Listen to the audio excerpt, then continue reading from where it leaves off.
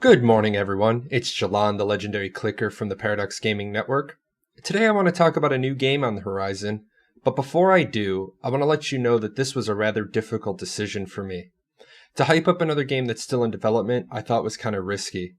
After the repopulation, Life is Feudal, and Chronicles of Alria, I was sort of feeling like I was on a strikeout streak.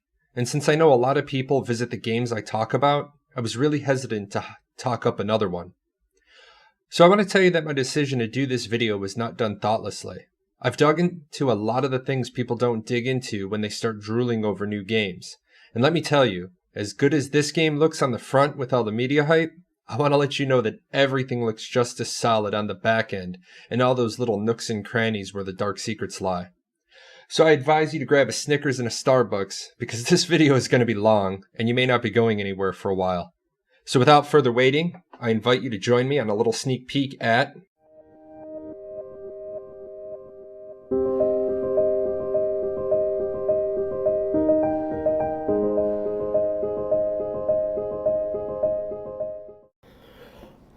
Alright, so first things first, before I jump in and showcase all these new features that are being promised, I want to take a different approach to getting to know Ashes of Creation.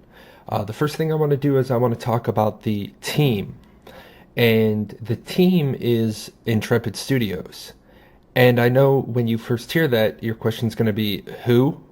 And then your next question is going to be, what other games have they produced? Well, they haven't. They were founded in December of 2015 to do this project. Now, I know what you're going to say, and you're going to say that doesn't really inspire a lot of confidence. Well, I'm going to ask you a question. Would you rather have a famous guy who has moved from one failed launch to the next at the helm of a new game? Or would you rather have a guy who, on his website biography, he outright says, I want to see a game built by gamers for gamers? You know what? I'm willing to let a rather obscure name who has assembled a kick-ass team of people follow his vision. Today on the MMORPG website, they did an article about Soulbound Studios hired Adam Snipe Hunter Maxwell as the lead designers on Chronicles of Alria. So yeah, great. He's been with Rift, he's been with Star Citizen, and he's been with Revival. So his resume is kind of fat, kind of stacked. But Star Citizen's vaporware and Revival outright failed. So are we going to go with a guy who has a resume, or are we going to go with a guy who has a vision? I personally think that Steven Sharif, even though he's got no MMO experience other than being a player for 25 years, I think he can pull off what he and his team are trying to do. I was reading in the Reddit that some people are doubting him. They're like mocking him. They pulled up information about his college education and that he has a degree in philosophy and religious studies. Well, first of all, college just means you could go to class and pass all your classes. That's really all it means. It means you had the discipline to learn. I'm also going to say this. I was a history major in college, and about 10 years after that, I ended up managing $4 billion in aviation and ground fuel. Yes, that's a 4 with a B, billion dollars. I didn't go to school to manage aviation fuel. I didn't go to school to be like a business manager, yet that's just where I ended up. It's because leadership isn't taught in school. Management is taught. Leadership is developed and grown. So you know what? Steven Sharif, he's leading out front of his own company, following his dream, and he's put together a kick-ass team. So I'm going to scroll down here. You want somebody who's got experience in the industry? Jason Crawford. Jason Crawford is a well-known name in the industry. He worked at Sony. He worked at Daybreak. He's got 15 years of experience in the industry. A name you're not even going to see on the staff because he was hired after the Kickstarter, Kevin McPherson. He worked on PlanetSide and PlanetSide 2. He's got 15 years in the industry. And Michael Bacon, he's got 20 years in the industry. So he goes all the way back to Duke Nukem. So for the person who was on Reddit basically saying that this team can't do what this team's trying to do, I think they have the personnel they need. So let's take a look at a couple other positions. So a couple other people that are key positions on the development for Ashes of Creation. The first is Dr. Rocco Scandizzo. Now, he is a PhD in economics who has 20 years of experience in the gaming industry. He was a director of franchise and license development in Activision, and he was a director of strategic growth. But more importantly, he fills a slot on the team of having a PhD in economics. Now, a lot of people would say, well, why is that important? Well, if you want a true player driven economy, I'm going to be honest, programmers aren't going to give you a true player driven economy. Coders, artists, none of those people are going to do it. The reason why is economics is so intricate that there's people that get doctorates in it. So you want to talk about another game that had a massively successful player-driven economy, and that was EVE Online. And guess what EVE Online had on staff? That's right, they had an economist on staff.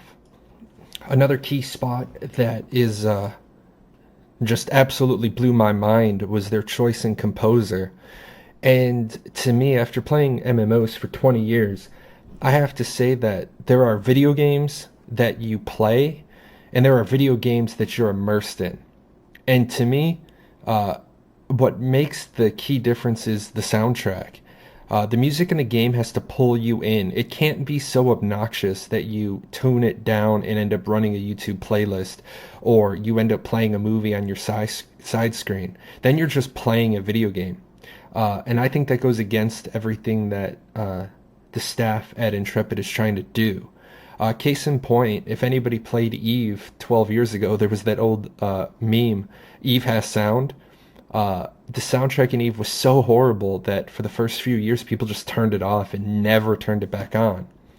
So I applaud Intrepid for their decision to go out and get a phenomenal composer. And they got Bear McCreary. And I'm going to put a little bit of his music on right now so we can hear the stuff that he works on. But you want this guy's resume? Battlestar Galactica, 10 Cloverleaf Lane, Black Sails, The Walking Dead, the Sarah Connor Chronicles. So many things he's worked on that his resume is another stacked individual. So if you're worried about anything about Ashes of Creation from the toxic Reddit posts you've seen, I promise you that the soundtrack will not disappoint. So yeah, we can scroll through their website and look at just these dozen faces, and this isn't the whole team. They've announced other names, they just haven't gotten their bios up yet. But look at the companies that people have worked for. Daybreak and Sony Online. Let's bring this down a second. We talked about PlanetSide. They've had people with EverQuest and EverQuest 2. We'll just pretend EverQuest Next isn't here. We won't blame them for that. But right here, I mean, we talk EverQuest and EverQuest 2 as like the grandparents of the MMO industry, but the gold standard in everybody's mind was Star Wars Galaxy. So if they have people on staff that have experience with Star Wars Galaxies, then I'm comfortable. I feel like they are the people who are going to take us back to what we all wanted. So hopefully I've negated some of that toxicity that was at the Reddit about the qualifications of the staff. So the next thing I'm going to talk about before we get into the non-boring stuff is I want to talk about the money for a second. Now, anybody who's listened to me rant about the MMO industry, you've heard me say it a number of times how crowdsourcing, the Kickstarters, are what's destroying the MMO community. And all too often, a company puts out a great-looking PR and marketing campaign. They do a little razzle-dazzle, they move the shells, and suddenly thousands of dollars fall into a black hole and we never see a game. Now, I'm not deliberately accusing anybody of stealing money from their Kickstarters, but I am saying that a lot of Kickstarters haven't been upfront and honest. Most recently for me was Chronicles of Alria, and I'm kind of heartbroken about this game. Not that it's not going to come out, because I don't think it's ever coming out, but that I got behind it 100%, and I pushed it, and I stoked it, and then the Kickstarter came about, and they said they needed $900,000 to finish development. And what they actually meant and what they actually fessed up to was that they needed $900,000 to get to a stage where they'd have a product that would allow them to secure more outside funding. So really, without the Kickstarter, COE would be a dream sitting on Caspian's desk. So I'm kicking myself today, right now, for not backing Ashes of Creation. The reason why is real simple. It's gonna deliver. I want to come all the way down to the bottom of their Kickstarter, and you can look at all this on your own. But right here, I'm going to actually zoom this in a little bit. Right here, they've got the private backing to deliver the core product. Now remember, they were saying this before the first donor ever clicked the button. They could have delivered their product without the Kickstarter. The Kickstarter obviously allowed them to do more things, get a few more people on staff, know that they were going to have the money to do some other things. And well, they didn't come out asking for a bunch of money. I'm going to take us back up to the top real quick. And what they asked for is they asked for $750,000. And they got 3.2 million. They got almost 19,500 backers. Now let's think about this here for a second.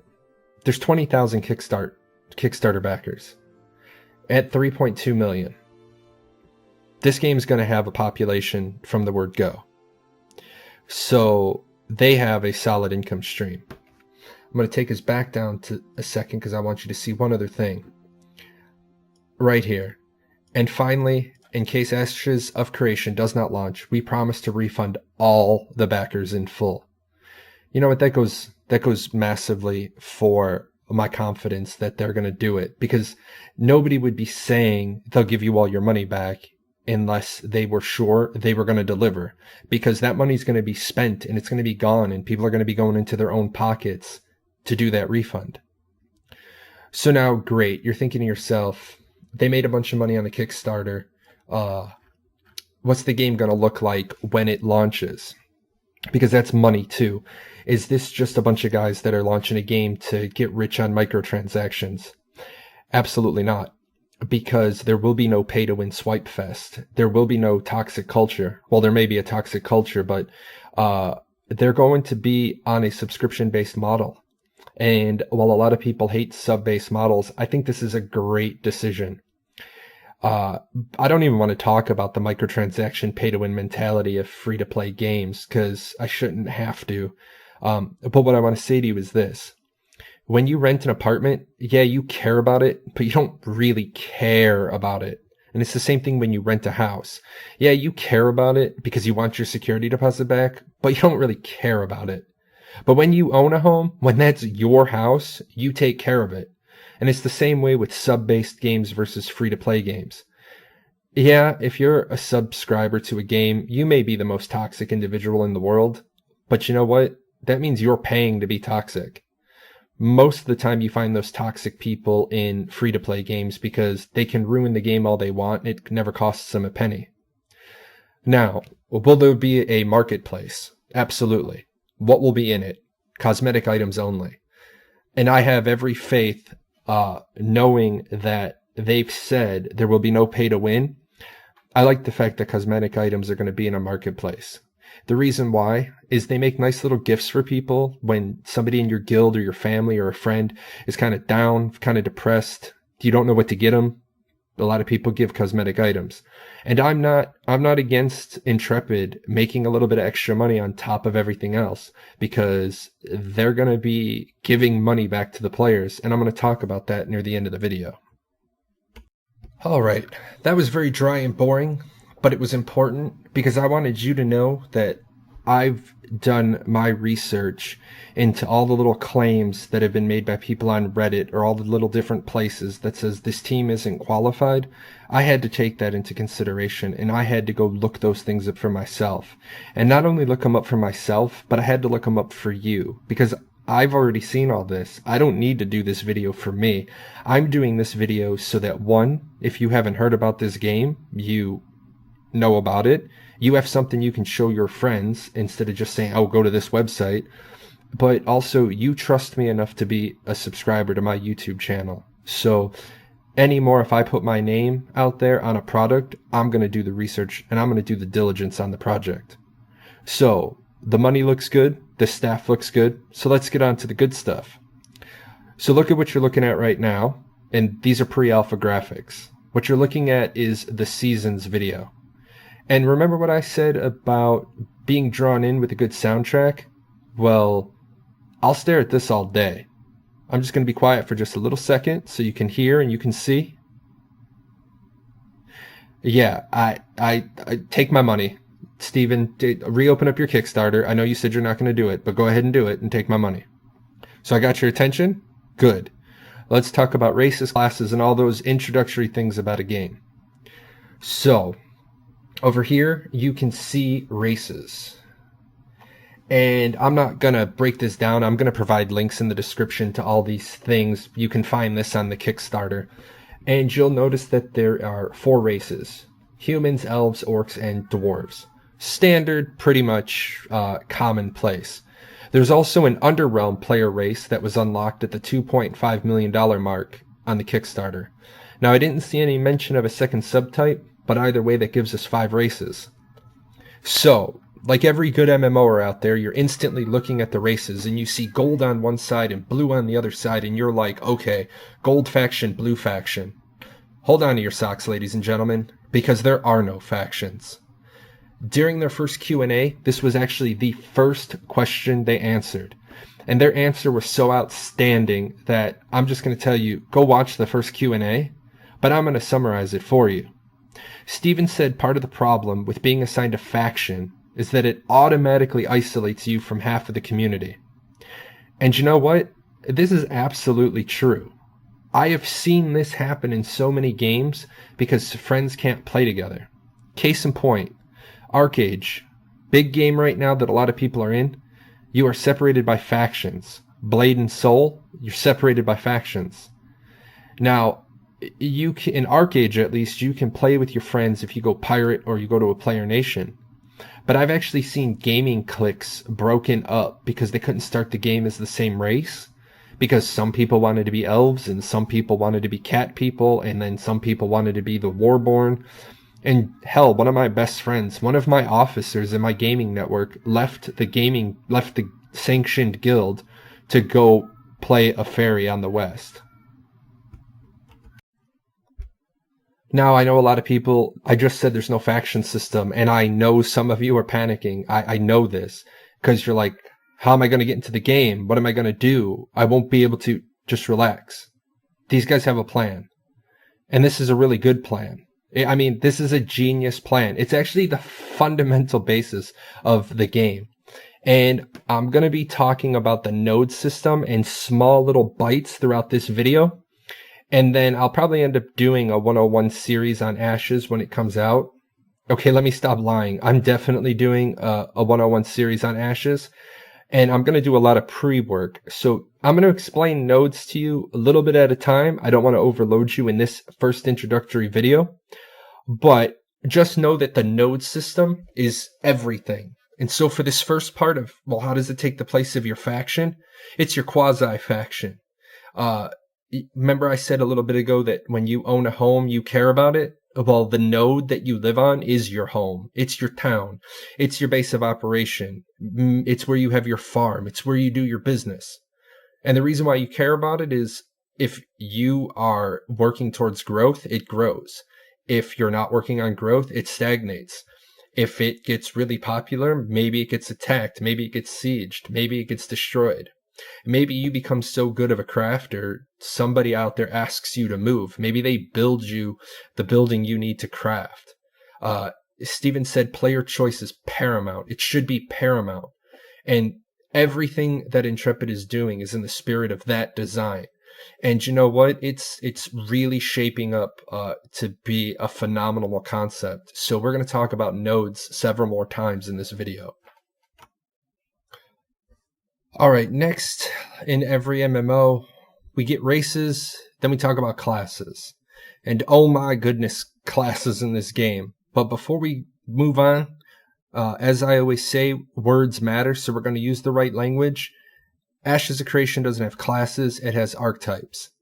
What you can see on your screen right now is the 8 basic archetypes.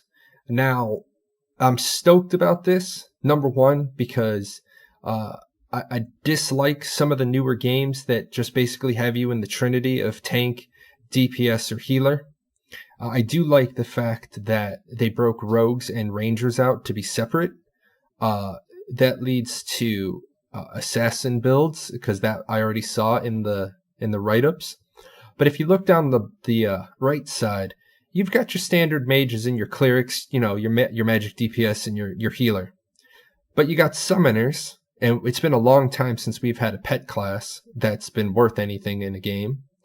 And then bards.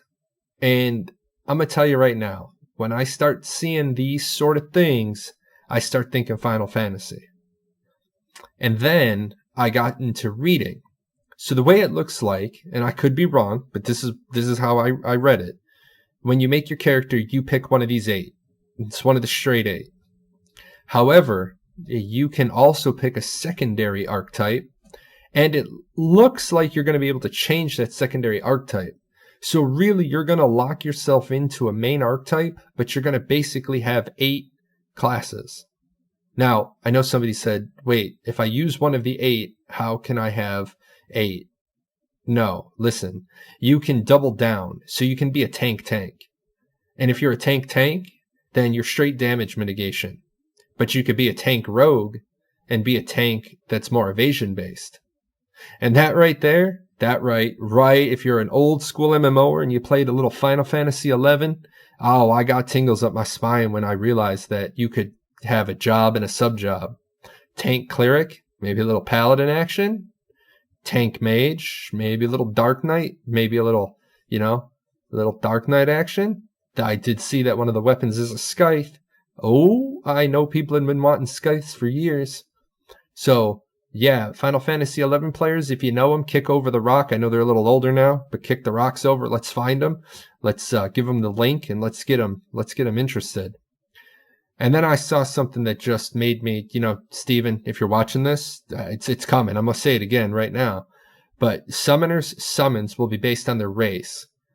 And if they're a summoner rogue, they can do shadow summons. Steven, shut up. Take my money. I'm not going to go into a lot of detail on classes for 2 reasons. Number 1, I don't have a lot. Number 2, I'm going to put a document down below. So for those of you that like to read up on games, you're going to have all the same information I have. All right, before I move on to another couple of topics, I just want to show you that in the web page, under About and the game, you can see everything the game really has to offer. Talked about the nodes, and I'm going to be doing a video on nodes themselves. I've already got enough data to do that. We talked about housing, obviously PvE questing. I love their idea behind sieges and castles, and that it's not just the 1v1 guild thing.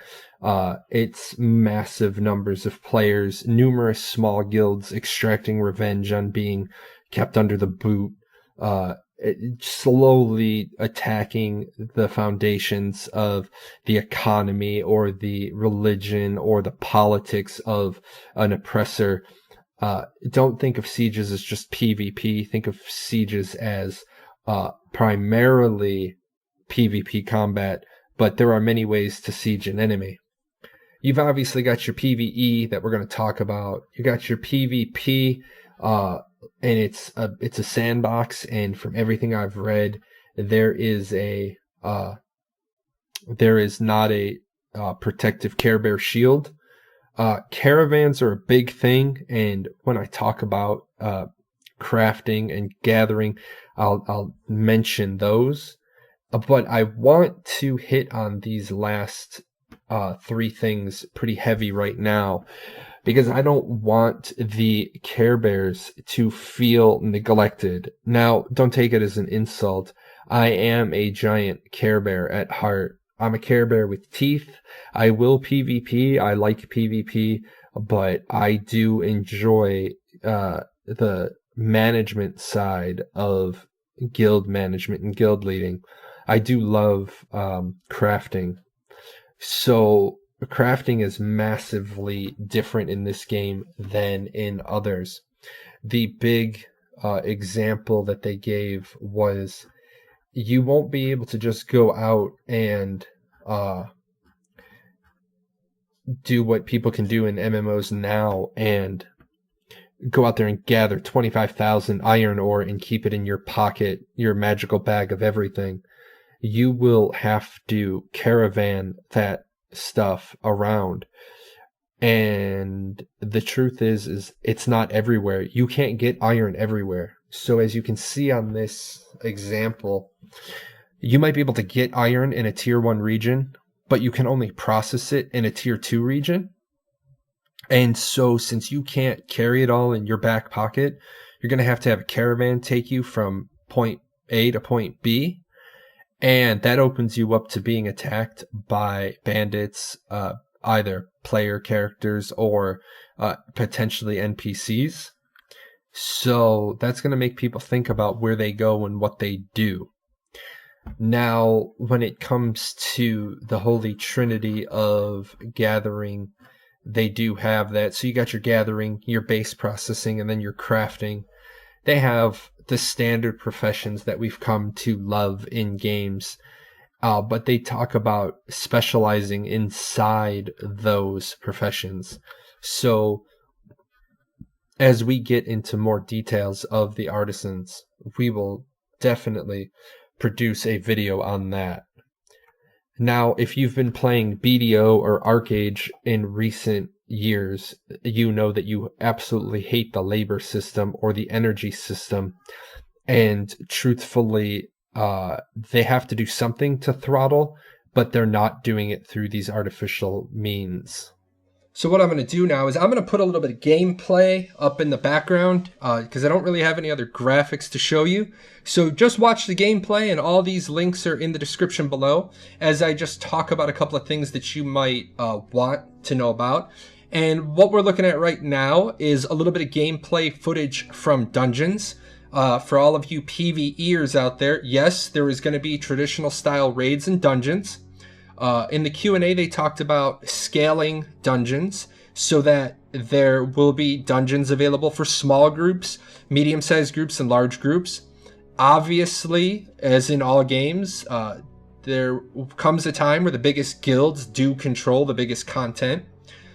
So you might have to make alliances with other guilds if you want to stay small, if you want to do that biggest stuff. And then guilds themselves. A question was asked is, do you have to be big to survive? And no, not at all. During the first Q&A session, they specifically said that guilds of any size would have things that they could do. And it's all based on their node system. I have to give Jeffrey Bard a very big thumbs up on a keen observation he had that they're developing Ashes of Creation from the micro gameplay of a single player through the massive group gameplay of several guilds contesting a fortress.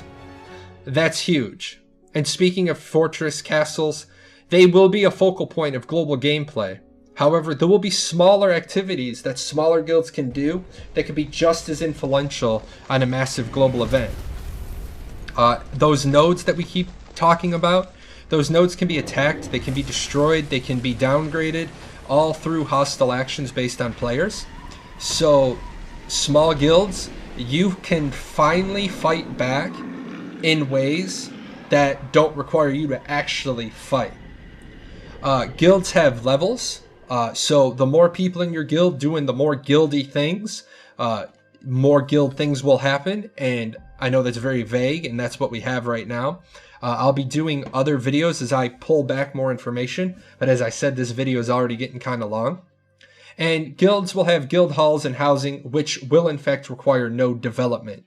So as you keep hearing nodes, nodes, nodes. Alright, so what's been big in almost every game that's come out in the last couple of years has been world housing. Housing, farms, other buildings. Does Ashes of Creation have them? You bet your bottom dollar they do. So, they got open world housing. If the local node is developed, you can build a house, you can build a farm, you can build different buildings to work on your proficiencies. I've heard them mention stables. I've heard them mention armor and weaponsmith, so I'm going to guess a blacksmith. I know I heard alchemy and cooking, so there's probably buildings for those. To quote Steve, housing plays a pivotal role in creating goods for the world around you. I am most certainly stoked about a better housing system than we've seen in any game. And so this is what we've heard. The first thing we've heard is that there will be housing inside the node, which is basically you investing in the node. These will be finite in number and are specifically designed to cause conflict between players. There are apartments and stuff that you can live in that make you part of the node for citizenship, even if you didn't get a house in that node. So basically the example they gave was you head out into the world and you come across a village node that has one housing slot in it, and you claim it. And then you begin to put all of your efforts into growing this village. Maybe you make deals with people, you get help, you strike alliances. I mean, I already have a bunch of stuff going on in my head that I think will be how it works. And as your village grows, so does your housing. So by the end of the day, you might end up with a huge mansion. And you know what? This might make somebody want to raid your node.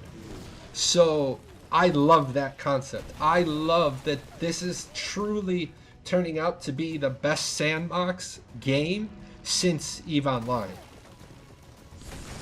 Now, to close up the video for today, and I know I haven't gone into a lot of stuff, I'm teasing you. I'm honest with you. I'm not throwing the whole candy bar in front of you. I'm giving you a little piece. I'm breaking you off a piece, and I'm trying to drag you into their website. I'm trying to drag you into looking up a little bit more. But I do want to talk about the referral system. It's one more thing that I've seen that people are just bashing to no end. Now, I'm not going to go into the mechanics of their referral system. Yes, you can get paid by them to recruit people. You can get part of your subscription taken off, all the way up to all of your subscription taken off. I want to talk about why they're doing the referral system. And to do that, first I want to talk about the Paradox Gaming Network. And we're just that. We're a gaming network. We're just a bunch of people that enjoy the pleasure of each other's company. And when a new game comes out, if any of our members decide they're going to go play it, then they head off to play it together. In the past, I've had network officers who've wanted to start official guilds in other games, and they've done that. So we've had official Paradox or Paradox Gaming Network guilds in Blade and Soul and Black Desert Online. We've also gone as a group to other guilds. We didn't run a sanctioned Paradox guild in Revelation Online, but a good number of us, about 10 of us, went to the same guild that we were friends with. And what you just heard, that's the referral system.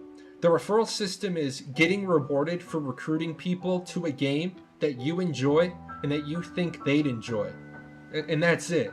There's a lot of people saying it's a Ponzi scheme, and there's none of that because they don't take any of your money. So people saying that it's a scam or it's a Ponzi scheme, you clearly don't understand what a Ponzi scheme is. It's Intrepid saying to its players, those 20,000 players that are already supporting the game, hey guys, we have X number of dollars. We can spend those dollars advertising to bring people to the game, or we'll pay you a little bit to go bring people to the game, and we're going to take this pile of money and we're going to develop content with it.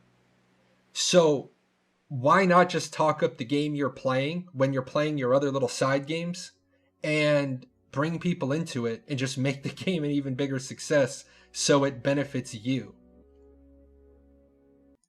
All right, and that's all I have for this first video on Ashes of Creation. I didn't want like a 60-minute documentary. I really just wanted to hit a couple of the key points. I wanted to hit that who the team is, who the studio is, and I wanted to show you that they already have races, archetypes, economy, PvP, guild activities. They have a roadmap. For those of you that are doubting when the game is going to come out, they're already doing Alpha 0 on December 15th, 2017. That means they're going to have a product ready enough for people to start messing around with. As you've seen in the backdrop videos that I've been splicing in as we've been talking, they have like the foundation done. So where do we go from here? Well, first of all, I very rarely ask anything of my viewers. I'm going to display a URL here for you to go out there and you to get registered for Ashes of Creation.